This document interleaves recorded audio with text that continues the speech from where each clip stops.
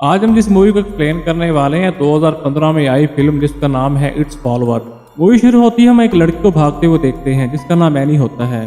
Any किसी चीज़ से डरी हुई लग रही होती है, जैसे कोई उसका पीछा कर रहा हो, इसलिए वो घर के अंदर बाहर भाग रही होती है। इसके बाद उसके फादर उससे पूछते हैं क्या हुआ है। एनी अपने फादर को कुछ नहीं बताती, फिर कुछ देर बाद घर से फिर भागती है। अब एनी कार लेकर एक बीच पर आ जाती है और फोन पर अपने मॉम डैड से कहती है कि मैं आपसे बहुत प्यार करती हूँ। अब सीन शिफ्ट हो, हम देखते हैं कि एनी की बीच पर लाश पड़ी होती है, शायद उसे उसी चीज ने मार डाला था जिससे वो डर कर भाग रही। और यहाँ से सीन शिफ्ट होता है जहाँ पर हम जय और कैली को देखते हैं, जहाँ वो पूल पर नहा रही होती है। कैली उसे नए लड़के के बारे में पूछती है जिसके साथ वो डेट कर रही थी, और हमें ये पता चलता है कि आज रात उसके साथ मूवी देखने जा रही है। उसके बाद हम जय को उसके दो दोस्त पॉल और यारा के साथ देखते हैं जो उसके बेस्ट फ्रेंड थे। उसके बाद जय अपने डेट के लिए रेडी होती है। अब वो अपने नए बॉयफ्रेंड जिसका नाम ह्यूग होता है उसके साथ थिएटर में जाती है, जहाँ पर ह्यूग को एक लड़की नजर आती है। बहुत डर जाता है क्योंकि वो किसी बहुत बड़ी मुसीबत में था, इसलिए ह्यूग जय को थिएटर से बाहर ले आता है। इसके बाद वो दोनों एक रेस्टोरेंट में जाते हैं और तभी हम बाहर की तरफ किसी को देखते हैं जो ह्यूग की तरफ ही देख रहा था और उसकी तरफ ही बढ़ रहा था। अगले दिन जय की बहन कैली उसे पूछती है तुम्हारी डेट कैसे रही, जिस पर वो बताती है कि उसकी डेट कुछ खास नहीं रही क्योंकि ह्यूग कुछ थोड़ा अजीब हरकतें कर रहा था। इसके बाद जय और ह्यूग दोबारा मिलते हैं, जहाँ पर एक दूसरे को मिलते हैं और किस करते हैं और कार में थोड़ी देर के अल्टीमेट होते हैं। जिसके बाद ह्यूग जय को बेहोश कर देता है। अब जब जय को होश आता है तो अपने आप को एक अबैंडन जगह पर पाती है।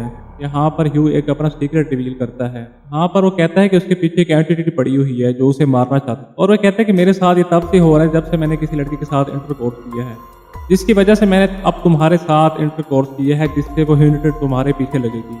अब ह्यूग ये भी बताता है कि अगर उस एंटिटी ने तुम्हें मार डाला तो उसके बाद वो मेरे पीछे लग जाएगी। अगर तुम्हें भी बचना है तो तुम्हें भी किसी के साथ इंटीमेट होना होगा। उसके बाद ह्यूग कहता है कि एंटिटी भी यहाँ पर आ गई है। अब जय भी उस एंटिटी को देख पा रही होती है। अब ह्यूग उसे कहता है कि ये एंटिटी स्लो है लेकिन बेवकूफ़ नहीं, तुम अब अपना ध्यान रखना। अब ह्यूग अपनी कार में डालकर उसको यहाँ घर के बाहर छोड़ जाता है। अब उसके दोस्त और केली पुलिस को बुलाते हैं, जहाँ पर जय कहती है कि उससे डेट से पहले उसने कहीं पर नहीं देखा था। यहाँ पर पुलिस काफ़ी हैरान हो जाती है। इसके बाद जय काफ़ी दुखी रहने लगती है। एक दिन जो अपने वॉशरूम में होती है तो एक बॉल विंडो से आकर टकराता है। वो बाहर देखती है लेकिन उस बॉल के अलावा बाहर कोई भी नहीं होता है। अब हम रेड ड्रेस में किसी को देखते हैं जो जय को छुप कर देख रहा होता है। अब कुछ दिनों बाद जय कॉलेज जाती है, जहाँ पर उसे एक बूढ़ी औरत दिखाई देती है जो उसे ही देख रही होती है, उसी की तरफ बढ़ रही होती है। जय को लगता है कि ह्यूग इसी एंटिटी की बात कर रहा था जो बूढ़ी औरत के रूप में उसकी तरफ आ रही है। इसके बाद जय क्लास छोड़कर अपनी दोस्त पॉल और कैली के पास आ जाती है और उन्हें बताती है कि उसके पीछे एक एंटिटी पड़ी हुई है जो उसे मारना चाहती है। बताती है ये तब से हो रहा है जब उसके और ह्यूग के बीच में इंटरकोर्स हुआ था। अब इनमें से कोई भी जय का यकीन नहीं करता। उन्हें लगता है कि जो भी उसने देखा है बस उसका वहम है। जय की तसल्ली के लिए पॉल उसे कहता है कि मैं तुम्हारे घर में रुक सकता हूँ अगर तुम चाहो तो। जय भी मान जाती है।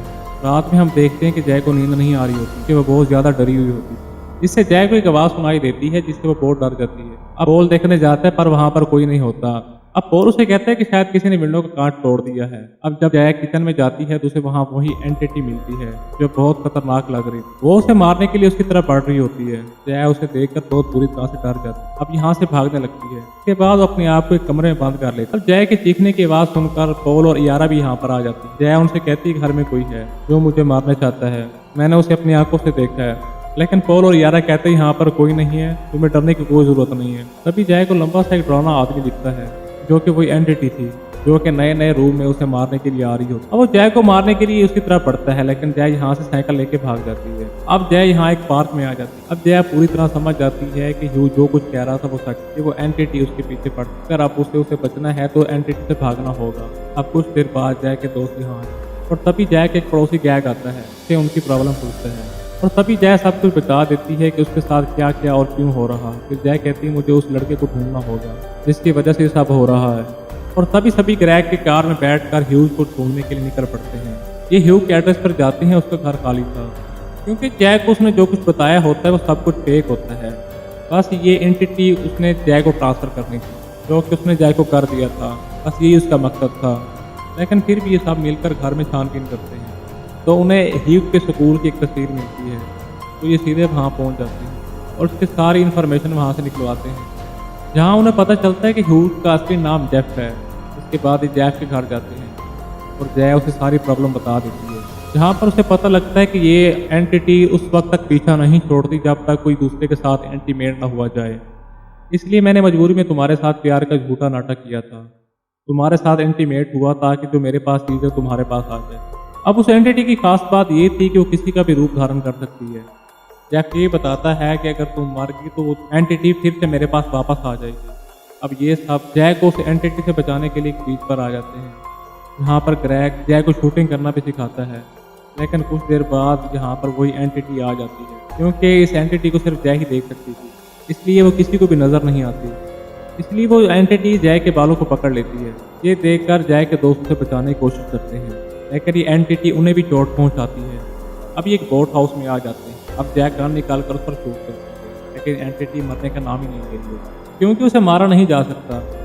इसलिए डर कर जैक दरवाज़ा बंद कर देती है और तभी अचानक दरवाज़ा टूट जाता है। यहाँ पर ग्रेग कहता है यहाँ पर कोई भी नहीं है, लेकिन ग्रेग के बाद एक खतरनाक एंटिटी उसे दिखाई देती है। इसके बाद वो जैक की कार लेती है और अकेली यहाँ से भाग जाती है। जैक के दोस्त उसे रोकने की कोशिश करते हैं। अब वो एंटिटी भी जैक की तरफ आ रही होती है, लेकिन इससे पहले ही जैक यहाँ से चली जाती है। अब जाते वक्त जैक का एक्सीडेंट हो जाता है, वो यहाँ पर बेहोश हो जाती है।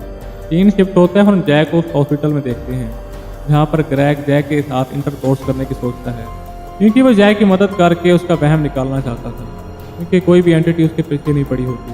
और यहाँ पर दोनों इंटीमेट होते हैं।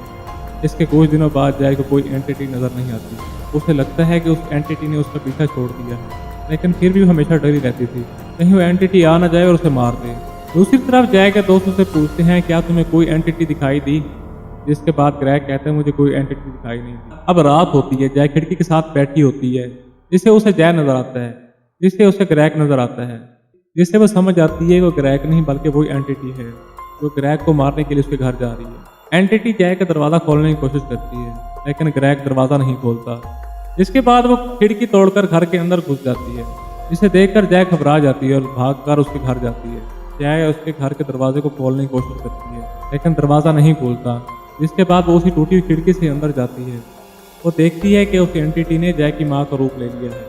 अब वो एंटिटी दरवाजे को खटखटा रही थी। अब जैक उसे बोल रही थी तुम दरवाज़ा मत खोलना क्योंकि तुम मारे जाओगे, लेकिन ग्रेग को कुछ समझ नहीं आता और वो दरवाज़ा खोल देता है। जिसके बाद एंटिटी ग्रेग को मार डालती है। अब ये एंटिटी फिर से जैक के पीछे पड़ जाती है। अगले दिन हम जैक को देखते हैं जो दूर बोट पर किसी को देख रही होती है। अब वो उनके साथ इंटरपोज करके ये उस पर ट्रांसफ़र करना चाहती है, लेकिन वो ऐसा नहीं कर पाती। इसके बाद हम फिर से जैक को देखते हैं, यहाँ उसके साथ पॉल भी होता है, क्योंकि पॉल जैक को पसंद करता था, इसलिए उसकी मदद करना चाहता था। वो कहता है कि हम उस एंटिटी को मार सकते हैं। ये सभी अपने स्कूल के पूल में जाते हैं, जहाँ सब मिलकर चारों तरफ इलेक्ट्रिक डिवाइस रख देते हैं, क्योंकि जैसे भी जैक के पीछे आएगी वो उसे करंट देकर मार देंगे। उसके बाद जैक पानी में उतरती है और एंटिटी का इंतज़ार करने लगती है।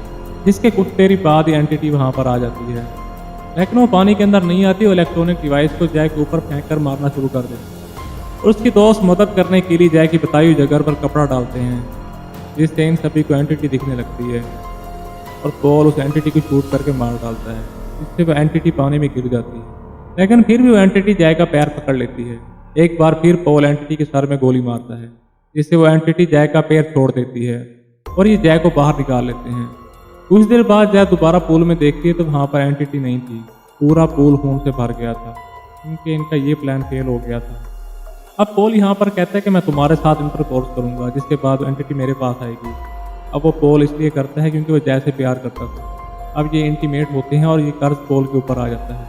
इसके बाद पॉल भी डरा रहने लगता है और उसे अभी तक वो एंटिटी नज़र नहीं आई थी।